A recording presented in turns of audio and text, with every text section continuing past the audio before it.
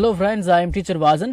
Captain Vijayakanth sir நடிச்ச வானத்தை போல படத்தோட சம்மரி தான் பார்க்க போறோம். அதன் மூலமா நம்ம இங்கிலீஷும் கத்துக்க போறோம். தன் 3 தம்பிகளை கவனித்துக் கொள்வதற்காக வெள்ளைச்சாமி திருமணம் செய்து கொள்ளாமல் இருக்கிறார். வெள்ளைச்சாமி ஸ்டேஸ் அன்மேரிட் அப்படின்னா வெள்ளைச்சாமி திருமணம் செய்து கொள்ளாமல் இருக்கிறார். எதுக்கு? டு டேக் கேர் ஆஃப், கவனித்துக் கொள்வதற்கு, பார்த்து கொள்வதற்கு அப்படின்னு அர்த்தம். டேக் கேர் ஆஃப் அப்படின்னா பார்த்து கொள்வது, கவனித்துக் கொள்வது அப்படின்னு அர்த்தம். அவருடைய 3 brothers, 3 சகோதரர்கள். அவருடைய 3 சகோதரர்களை பார்த்துக் கொள்வதற்காக வெள்ளைச்சாமி திருமணம் செய்து கொள்ளாமல் இருக்கிறார். குடும்பத்தில் உள்ள அனைவரும் மிகுந்த பாசத்துடன் ஒன்றாக வாழ்கிறார்கள். இப்போ குடும்பத்தில் உள்ள அனைவரும் அப்படின்னு பேசுறதா இருந்ததுன்னா every one in the family lives, வாழ்கிறார்கள், டுகெதர், ஒன்றாக, வித் கிரேட் அஃபெக்ஷன், மிகுந்த பாசத்துடன். கிரேட் அஃபெக்ஷன் அப்படின்னா ரொம்ப பாசம், ரொம்ப அன்பு, மிகுந்த பாசம், மிகுந்த அன்பு அப்படின்னு அர்த்தம். மூத்த சகோதரர் முத்து சமையல்காரராக வேலை செய்கிறார். அவர் கௌரியை காதலிக்கிறார். த எல்டஸ்ட் பிரதர் அப்படின்னா மூத்த சகோதரர் அப்படின்னு அர்த்தம். முத்து ஒர்க்ஸ், வேலை பார்க்கிறார். ஆஸ் அ குக், ஒரு சமையல்காரராக. அண்ட் லவ்ஸ் கௌரி, மற்றும் கௌரியை காதலிக்கிறார்.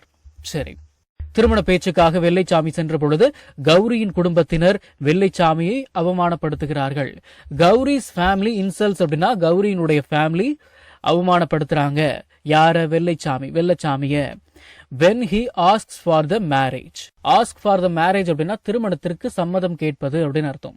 கௌரிஸ் ஃபேமிலி இன்சல்ட்ஸ், எங்களுக்கு தெரியும் இந்த தேர்ட் பர்சன் சிங்குலர் அப்படின்னு சொல்லப்படக்கூடிய ஹி, ஷி, இட், அப்புறம் ஏதாவது பேர் வந்துட்டு அதுக்கு பக்கத்துல ஒரு வெர்பு வந்துருச்சுன்னா அது கூட எஸ் சேர்க்கணும். அது இலக்கண விதி, அது எங்களுக்கு தெரியும்.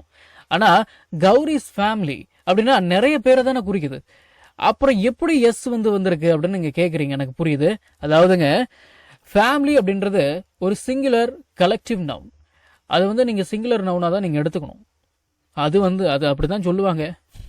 அதெல்லாம் நீங்க போயிட்டு அது ஏன் அப்படி எடுத்துக்கணும் அப்படிலாம் கேட்கக்கூடாது. அது ஒரு சிங்குலர் கலெக்டிவ் நவுன்.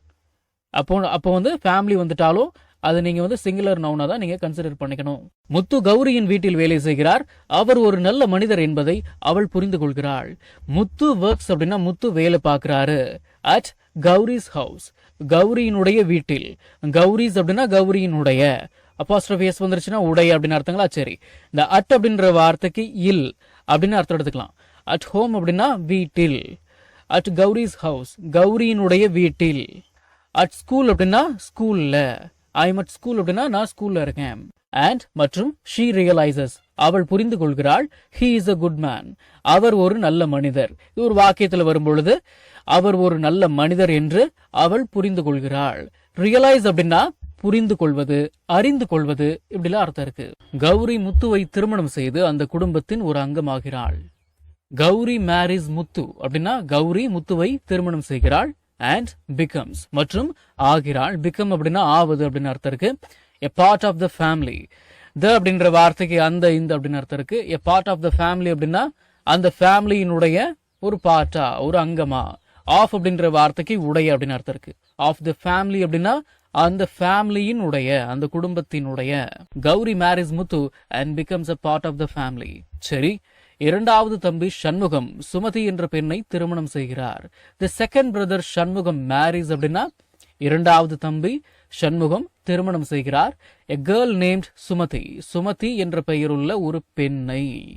சரி, அப்புறம் தான் ஒரு ராசி இல்லாதவள் என்று நினைத்து சுமதி வருத்தப்படுகிறாள். சுமதி ஃபீல் சேட் அப்படின்னா சுமதி வருத்தப்படுகிறாள் அப்படின்னு அர்த்தம். சுமதி சேடா ஃபீல் பண்றா அப்படின்னு அர்த்தம். பிகாஸ், ஏன்னா ஷீ திங்ஸ், அவள் நினைக்கிறாள். She brings bad luck. BRING, bring அப்படின்னா கொண்டு வருவது அப்படின்னு அர்த்தம் இருக்கு. பேட் லக் அப்படின்னா துரதிர்ஷ்டம். சரிங்களா? ஷீ திங்ஸ் அப்படின்னா அவள் நினைக்கிறாள். ஷீ பிரிங்ஸ் பேட் லக், அவள் துரதிர்ஷ்டத்தை கொண்டு வருகிறாள் என்று அவள் நினைக்கிறாள் அப்படின்னு அர்த்தம். She thinks she brings bad luck அப்படின்னா ஷீ பிரிங்ஸ் பேட் லக் அப்படின்னா தமிழுக்கு ஏத்த மாதிரி அவ ராசி இல்லாதவ அப்படின்னு அர்த்தம். அதாவது அவள் துரதிர்ஷ்டத்தை கொண்டு வருபவள். இப்போ இங்கிலீஷ் வாக்கியத்தை அப்படியே தமிழ்ல டிரான்ஸ்லேட் பண்ணணும் அப்படின்னா சுமதி சேடா ஃபீல் பண்றா, ஏன்னா அவ துரதிர்ஷ்டத்தை கொண்டு வர்றா அப்படின்னு அவன் நினைக்கிறா அப்படின்னு அர்த்தம். அது தமிழுக்கு பேச்சு தமிழுக்கு ஏத்த மாதிரி சொல்லணும் அப்படின்னா அவ ஒரு ராசி இல்லாதவ அப்படின்னு நினைச்சு சுமதி வருத்தப்படுறா அப்படின்னு அர்த்தம். சரிங்களா? ஓகே. வெள்ளைச்சாமி அவளிடம் பேசி அவளுக்கு தன்னம்பிக்கை அளிக்கிறார். வெள்ளைச்சாமி டாக்ஸ் டு ஹர் அப்படின்னா வெள்ளைச்சாமி அவளிடம் பேசுகிறார். அண்ட் மற்றும் gives her confidence. கான்பிடன்ஸ் அவளுக்கு கொடுக்கிறாரு. இந்த கிவ் அப்படின்னா அளிப்பது, கொடுப்பது அப்படின்னு அர்த்தம். சரி, கடைசி தம்பி செல்வம் நந்தினி என்ற பெண்ணை காதலிக்கிறார். நீங்க டிரான்ஸ்லேட் பண்ணலாமே. கடைசி தம்பி அப்படின்னா த யங்கஸ்ட் பிரதர். சரி, இப்ப கவனிங்க, எல்டர் பிரதர் அப்படின்னா அண்ணன் அப்படின்னு அர்த்தம். த எல்டஸ்ட் பிரதர் அப்படின்னா அவர் தான் மூத்த அண்ணன். அதாவது அந்த அண்ணனுக்கு மேல வேற எந்த அண்ணனும் இல்லை, அவர் தான் மூத்த அண்ணன். யங்கர் பிரதர் அப்படின்னா தம்பி. த யங்கஸ்ட் பிரதர் அப்படின்னா அவன் தான் கடைசி தம்பி. அந்த கடைசி தம்பிக்கு அப்புறம் எந்த தம்பியும் இல்லை. புரியுதுங்களா? அப்போ அதுதான் எல்டர் பிரதர் அப்படின்னா அண்ணன், யங்கர் பிரதர் அப்படின்னா தம்பி, த எல்டஸ்ட் பிரதர் அப்படின்னா மூத்த அண்ணன், த யங்கஸ்ட் பிரதர் அப்படின்னா கடைசி தம்பி. The youngest brother Selvam loves அப்படின்னா கடைசி தம்பி செல்வம் லவ் பண்றாரு. எ கேர்ள் நேம்ட் நந்தினி. நந்தினி என்ற பெயருள்ள ஒரு பெண்ணை. சரி, அப்புறம் தினசரி பயன்படுத்தப்படும் 1000 இங்கிலீஷ் வாக்கியங்கள் தமிழ் அர்த்தத்துடன் ஒரே பிடிஎஃப்ல வெறும் 199 ரூபாய் மட்டுமே. ஸ்கிரீன்ல தெரிகிற நம்பருக்கு இப்பவே வாட்ஸ்அப் பண்ணுங்க. இது புக் இல்ல, பிடிஎஃப் ஃபைல். ஃப்ரீ டைம்ல பிடிஎஃப் ஓபன் பண்ணி போன்லயே லேர்ன் பண்ணிக்கலாம். நீங்க பணம் அனுப்பிய உடனே வாட்ஸ்அப் மூலமா பிடிஎஃப் உடனடியா வாங்கிக்கலாம். நந்தினியின் தந்தை வெள்ளைச்சாமியின் பழைய எதிரி. நந்தினிஸ் ஃபாதர் இஸ், நந்தினியினுடைய ஃபாதர் அப்பா, வெள்ளைச்சாமிஸ் ஓல்டு எனிமி, வெள்ளைச்சாமியினுடைய பழைய எதிரி. நான் திரும்பவும் சொல்றேன், அப்பாஸ்ட்ரோஃபி எஸ் வந்துருச்சுன்னா உடைய அப்படின்னு அர்த்தங்களா? சரி, நந்தினிஸ் அப்படின்னா நந்தினியினுடைய, வெள்ளைச்சாமிஸ் அப்படின்னா வெள்ளைச்சாமியினுடைய. சரி, அப்புறம் வெள்ளைச்சாமி கிராமத்தை விட்டு வெளியேறினால் மட்டுமே திருமணம் நடக்கும் என்று அவர் கூறுகிறார். He says அப்படின்னா அவர் சொல்லுகிறார், அவர் கூறுகிறார். The wedding can happen. திருமணம் நடக்க முடியும் only if Vellaichamy leaves the village. Vellaichamy leaves the village அப்படின்னா வெள்ளைச்சாமி அந்த கிராமத்தை விட்டு வெளியேறுகிறார் அப்படின்னு அர்த்தம். If Vellaichamy leaves the village அப்படின்னா வெள்ளைச்சாமி அந்த கிராமத்தை விட்டு வெளியேறினால் only மட்டுமே the wedding can happen. திருமணம் நடக்க முடியும், திருமணம் நடக்கும்.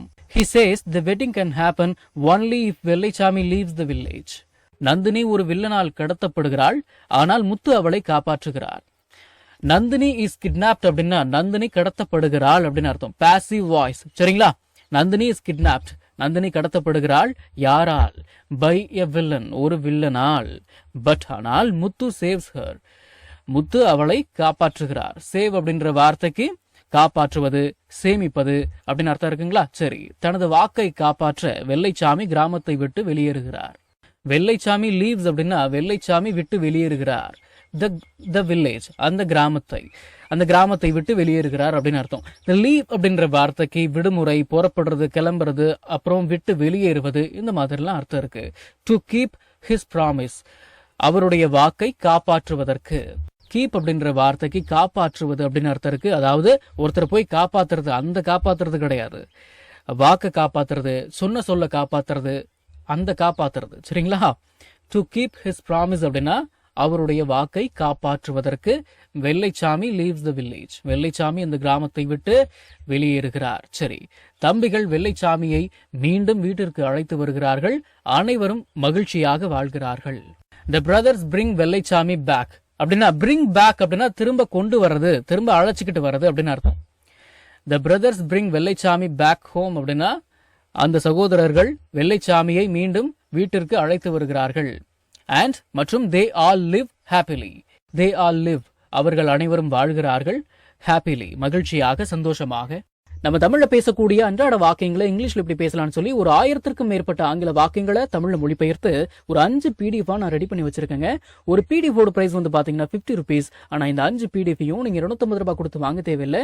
ஜஸ்ட் 199 rupees பே பண்ணி நீங்க வாங்கிக்கலாம். இந்த PDFஸ்ல இருக்கக்கூடிய 1000 வாக்கியங்களும் பேசக்கூடிய வாக்கியங்கள் தானே தவிர இந்த சென்டென்ஸ் கொடுத்து வச்சிருக்காங்களே இதை நான் எங்க பேச போறேன் அப்படின்ற ஃபீலே உங்களுக்கு வராது. இதை நீங்க PDF ஃபார்மேட்ல வாங்கிக்கிறதால உங்களுடைய ஃப்ரீ டைம்ல PDF ஓபன் பண்ணி போன்லயே லேர்ன் பண்ணிக்கலாம். நீங்க பணம் அனுப்பின உடனே வாட்ஸ்அப் மூலமா உங்களுக்கு 5 PDFையும் அனுப்பிடுவேன். So what are you guys waiting for? ஸ்கிரீன்ல தெரியுற நம்பருக்கு இப்பவே வாட்ஸ்அப் பண்ணுங்க, இல்லனா கால் பண்ணுங்க.